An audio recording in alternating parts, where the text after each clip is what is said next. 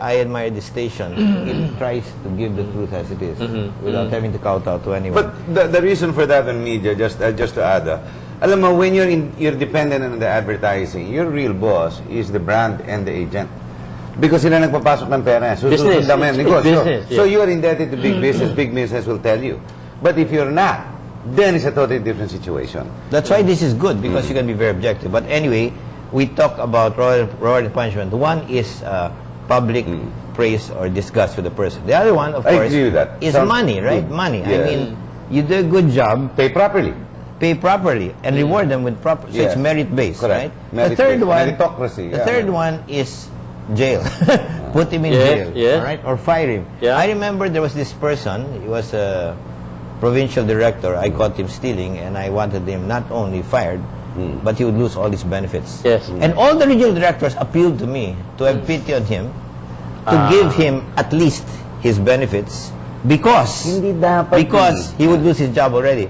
I said, no way, because if that's the case, anybody who steals will do the same thing. Yeah. So we have to cut it off. And after that, everybody behaved. You know, for me, it's human nature. You know, you have to use management skill. You hit the nail on the head, because I know for a fact, because I covered Malaysia and Singapore as part of my AP work years and years back. You see, what they have there is all the civil servants of Malaysia and Singapore pass through a really rigid examination to get in. So, test of character. Yes. Test of character included moral and all. Now, once they get in, they're given the highest pay. Even competitive to private enterprise. Ganon sa Singapore. Ganon Singapore and Malaysia, no? Now, however, if you're caught lying, you're going to be out. If you're caught into in a scandal, you're out and you lose all your benefits. And you cannot be hired anymore by any government agency. Shouldn't we do that here? Well, we don't have money. We look at Romulo Neri. We upgraded him. We make him Secretary of SSS, di ba? After the perception. Chairman. And the public opinion that he already faulted. O, di ba? Ganun ang nangyari. You're saying, where do we find the good professionals? Well, first the of all, technocrats. Ideally, we should be like Singapore. We should pay properly. Unfortunately, we're businessmen, we're managers, etc. Sometimes you're constrained, right? Okay, fine. So you cannot pay them very high. Yeah. Okay. However, there are enough good people there who are, as you say, patriots who want to help. What you have to do with them is get them in and then back them up. So if they want to fire some corrupt people, instead of saying, pagbigyan mo kasi siyang sundan pinsan ng congressman, supportahan mo. Tanggalin. Right? And actually, first years of Ramos, he did good management. He got rid of bad people, he rewarded good people, etc., right? Okay. So for me, you see, I have seen the Philippines excel. In the private sector, for example, Motorola, as a contest around the world for 5 years straight, the Philippines got the gold medal and beat all the other countries. Because it's a culture in Motorola. It's not a culture in Singapore, right? Okay. Yeah. So all we have to do is put that culture. The culture of ISO 9000 entered Region 3 DTI. That's the first one. You see the satisfaction went up. So for me, I keep on repeating myself, the idea is management, but that management must be backed by political will. When political will wanes, the whole thing crumbles. Now, my next question is, or my next topic of discussion is what you get or what you do in Manila or in management systems, can you really translate that or transpose that into the provinces? Because to me, I could be wrong. The farther you are away from the center of the city or the urban areas, the lesser educated the people are, the lesser awareness there is, the lesser even awareness of business terms. Okay, take Bicol. They have two outstanding people there. El Rey Villafuerte, fantastic. He's won worldwide awards. Anak ni Louie. Galing ni si Louie. Oh yeah, Louie is absolutely brilliant. And of course, you have Robredo. Yes, Robredo. Both very good. They're far from Manila. But what did they have? They have political will. And you know what they have? They have what you call not only management, but inclusive management. But they don't say, I know everything. They bring the private sector. El Rey and Robredo, both of them bring the private sector. They reward and they punish and they move. And you know, both of them have business orientation. I have a bias for business orientation. Of course, I'm a businessman. But I've been a professor at New York University and Fordham University. I've been in NGO, Philippine Business for Social Progress. I've been in business, I've been in government. You know, I love business because in business, there's intrinsic reward and punishment. Yes. You do well, you make money. You Yes, don't do well, yes, you know, yes. you're lazy, you lose Yeah. the business, right? Okay. And they look at results. I always say, I tell people, sincerity is not enough. You've got to Yeah. have competence. And Yeah. that competence is what we'd like to help President Noynoy with, because we believe he has sincerity. Actually, let me just say that some governments have neither the sincerity nor the Nor the competence. competence. Or they have the competence, but they're very corrupt, so it makes it worse.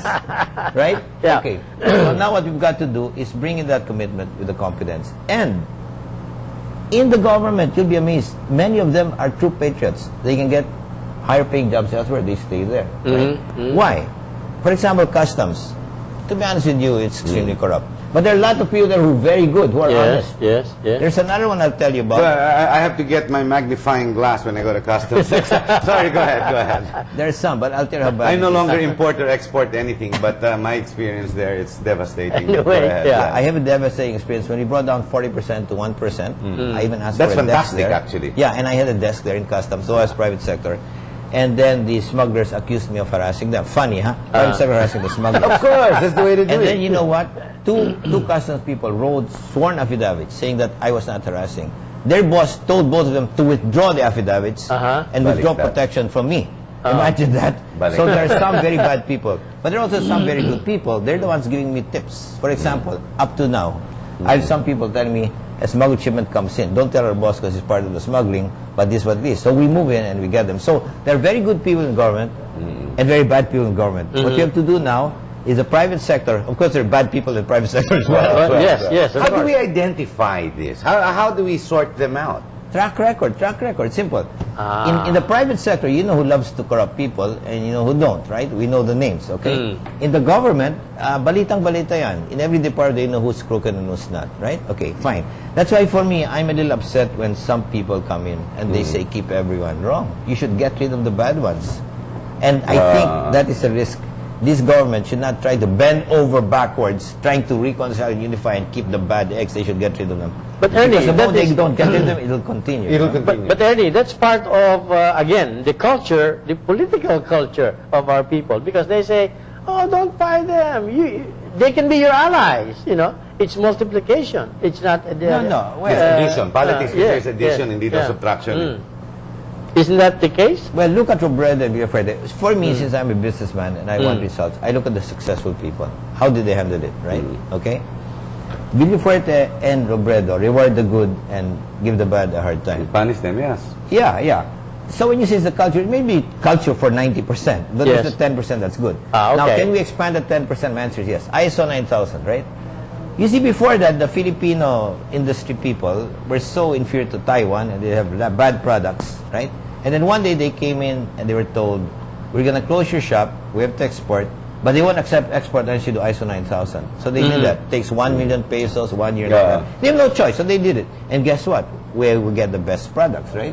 So it is all a question of putting in what I call management system, management discipline. And we can do that with media helping. Because if media doesn't help, all of a sudden, they'll do this foolishness, they're not caught, and that's what happened. Look at the ZTE scandal. If that was not exposed by media, Yes. it would pull through. We would have lost so much money, right? Okay. Now, poor Losada, who is being persecuted. Well, under new government, hopefully, instead of being persecuted, he will now be a hero, you know, because he did the right thing. And that's No, what we- Joey ran for the Senate, obviously. And lost, yeah. Kulang pa rin. Well, we cannot really talk too much about plus and minus. All I'm saying Yes. is that I've seen with my own eyes how it succeeded, and I have great hope for this country. Some people say, to some people who are in government, you know, your ideas, you know what's happening. I've been in there, and I know, and I've been in business. And I'm telling you, it can be done. President Ramos, for 3 years, you watch how he did it. He turned the thing around, right? Yes, With management yes, skills, yes, right? yes. Okay. President Cory brought in hope, etc. President Noynoy is bringing in hope as well.